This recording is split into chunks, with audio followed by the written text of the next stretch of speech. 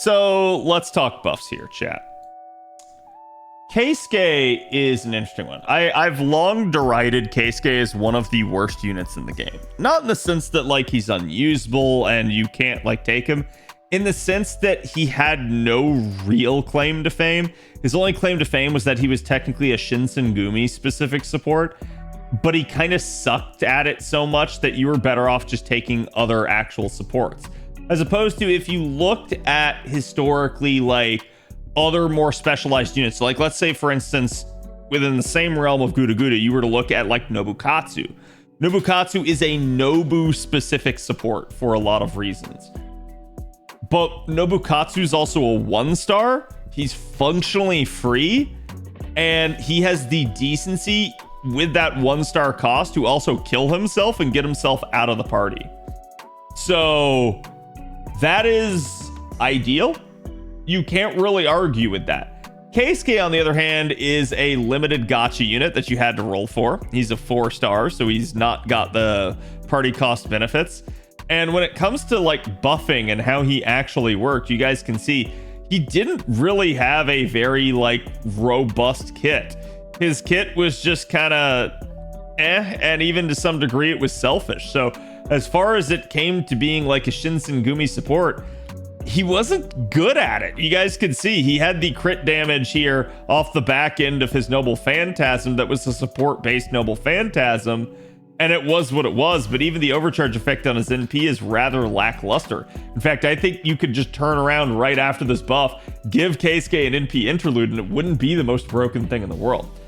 That being said, this buff is actually a pretty good one. So it takes his second skill here that increases his own quick performance up for 3 turns and arts performance up for 3 turns and charges his own NP gauge. So it takes a completely selfish skill and it says, you know what? We're going to increase the charge basically from a flat 20 to now a like scaling charge for himself of up to 30%. Plus we're going to add 20% party charge. So now he gets a little bit more supportive capability, and we're going to increase the party's NP damage except himself for 3 turns by up to 30%. Now keep in mind, units like Oberon can obviously double this up, making it really strong. You're probably not going to use him in those scenarios too often. To me though, this is still a much better change. Calling Keisuke a support was in and of itself a lie. Keisuke did not do enough to actually be considered to be a support. He's no more a support than say like I guess at that point you could argue like Alexander, like his 3-star form is. Because yeah, there's a skill that affects other members of the party, but that's it, and there's not a whole lot going on there, and that's pretty much what Keisuke was as well. So to me, Keisuke just kind of sucked in the sense that his basic kit was not that strong. And even the fact that some of it was selfish, he still wasn't that strong with the selfish aspects of it. So branching him more into a proper supportive role is a good thing. So I've seen a lot of people already get like kind of upset about this buff and say like, oh, it's not enough, it's not good. This is a fantastic buff for him. This will work a lot better in his intended niche, at least in my opinion.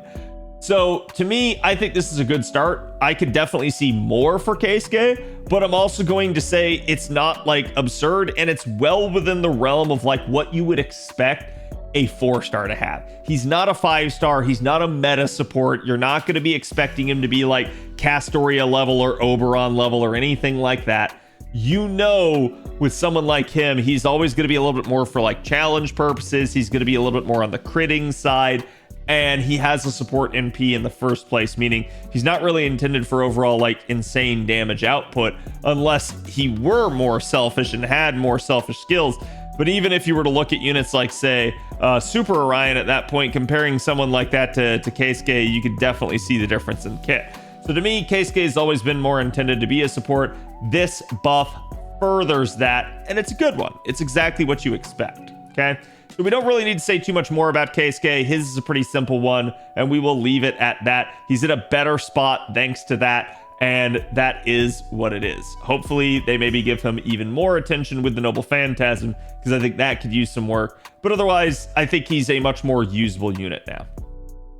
Moving on to Okita here, you guys can actually see Okita was, for a long time, one of the game's better kept secrets. In the early days of FGO, Okita was widely regarded as just an absolute monster of a unit. And a lot of people would look at her and they'd be like, what do you mean, Cad? Like, I've used Okita, she doesn't seem that good.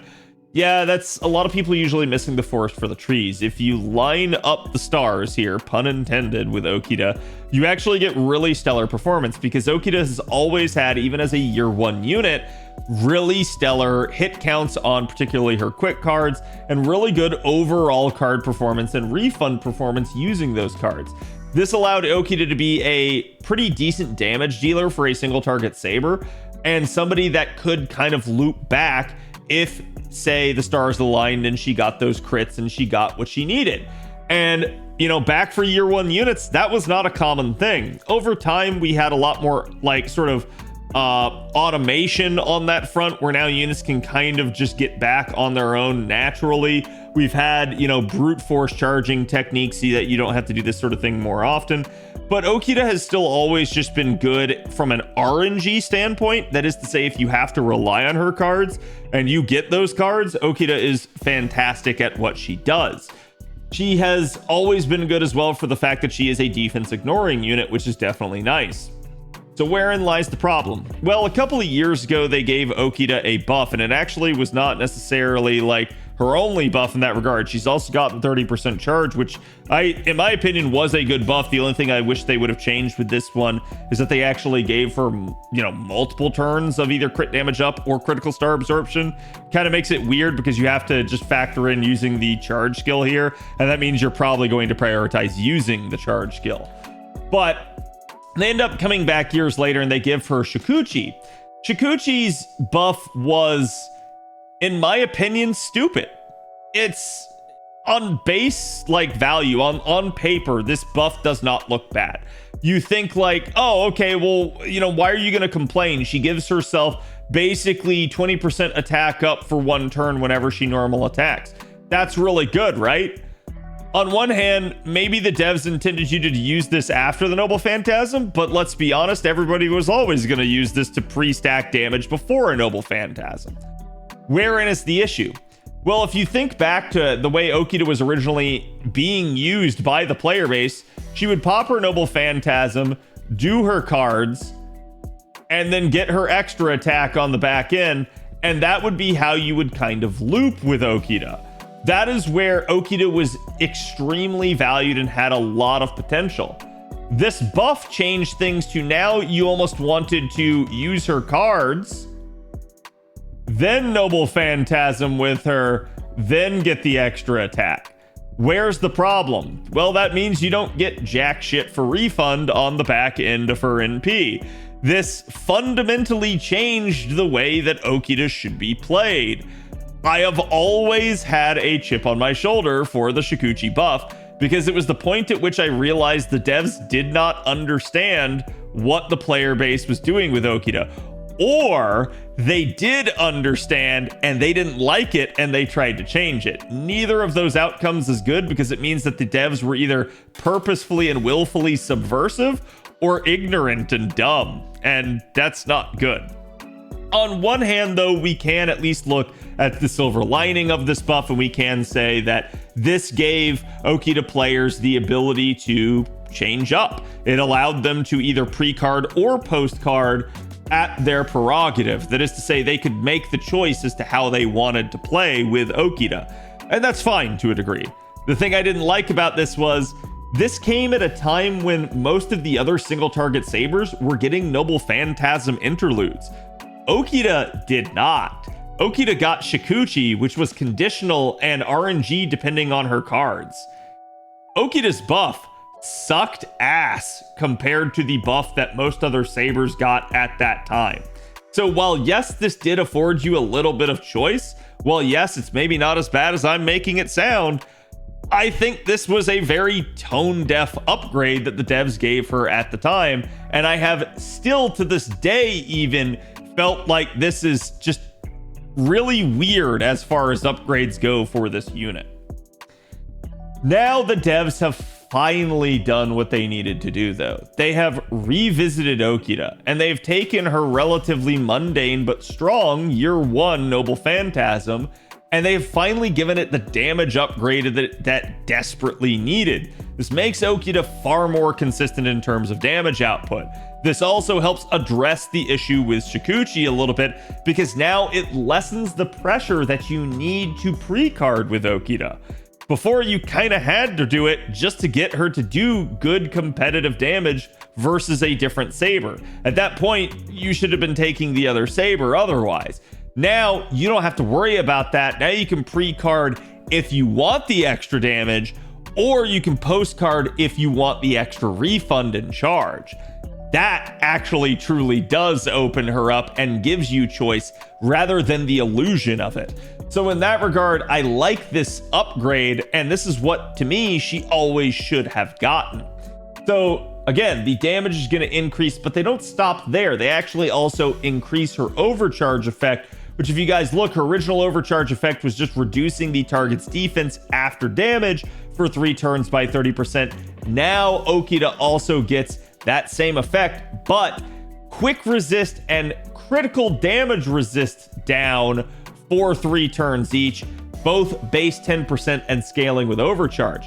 This does mean that if Okita is, say, looping against the same enemy over and over again, like in a challenge environment, a min-turn scenario, a break bar fight, a story fight, you name it, Okita will get stronger with every successive loop. And that is the way players originally did use Okita. So this does allow for better performance overall. This sets her up really well for an additional Noble Phantasm. It also sets her up quite well with the critical damage resist down for additional crit damage and allowing her crits to be even more impactful and effective. So this is really, really nice. I really like this choice of upgrade, but it is admittedly like 5 years too late. So I'm happy to see it. I'm not going to look the gift horse in the mouth. But again, I got to point out to the devs at this point, this is what I mean when I say that we need more upgrades overall throughout the year. You have units that have been languishing and desperately in need of things to be more competitive with their contemporaries, with their more modernized competition that's been released more recently or gotten more powerful buffs. And you have just let units fall by the wayside. So again, I really, really like this upgrade. Let me know what you guys think about it. But let's real quick here, right before we end, let's talk about her new numbers here, just so you guys can see. This is Okita's before and after numbers. These are raw numbers only against a neutral target. So this does not include any sort of support buffs. But you guys can see just the sheer jump right there. Your original normal MP1 was looking at 43k. With Shikuchi, it was 52. Now, without Shikuchi at all, it is 58, which is almost as strong as double carding before the NP with Shikuchi. So you can already see just how much of an impact this is going to make. This is going to really lessen the need to actually pre-card, like I was mentioning. And it is the equivalent of basically, again, NP2 becoming NP1. So it is really, really nice to see the damage bump. People are going to say, oh, it's not that big of a deal. To me, this is a monumental deal for this unit, as, again, it does address the play concern for how the players have always wanted to play Okita versus how the devs have wanted you to play her. And this puts it back in the hands of the players and gives them actual choice. Now let's take a look at her in actual one-shot and 3-turn environments. You guys can see here is her in her technical best 3-turn with a K-scope, double Summer Scotty and Oberon. Obviously, you're not going to be 3-turning too much and too often in this sort of setup. Why? Because this is kind of how you would automate it. That is to say, how you can make it automatic rather than having to rely on card RNG. But if you just listened to any part of the video right there, you would have heard me talking about how Okita's card performance is one of her best aspects. So she is one of the units I would actually encourage you to just embrace the RNG with and start out with less. So your numbers here would actually be even better than this, usually speaking. Now we can also look at the again one-shot damage numbers here for her with her her new NP interlude, and this one is definitely going to be, hey, you should try to Shikuchi if you're just trying to one-shot something. You should try to get the cards in before, because at that point all you care about is damage. You don't care about the refund, so it is a much bigger and better thing. So there you guys go. You guys can see she actually reaches 739 with proper buffs here. Definitely nice. And you can get all the way up to 924 with double Shikuchi there, just at NP1. So this puts Okita a lot more competitively in the realm of things.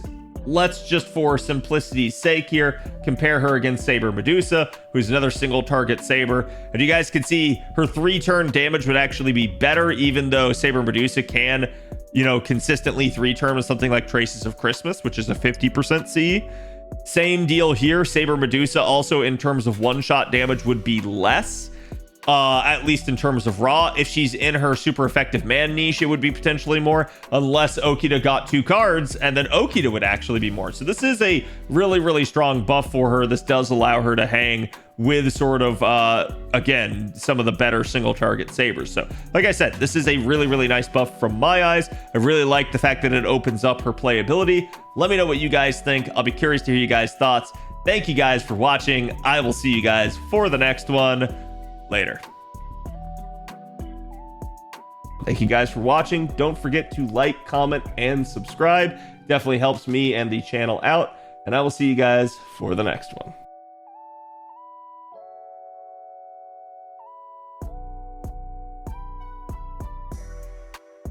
Okay, that was super weird. My foot began to like muscle spasm at the exact same frequency of like a phone call. So I was like looking down at like my phone to make sure I wasn't getting like a phone call or something. It was like, huh?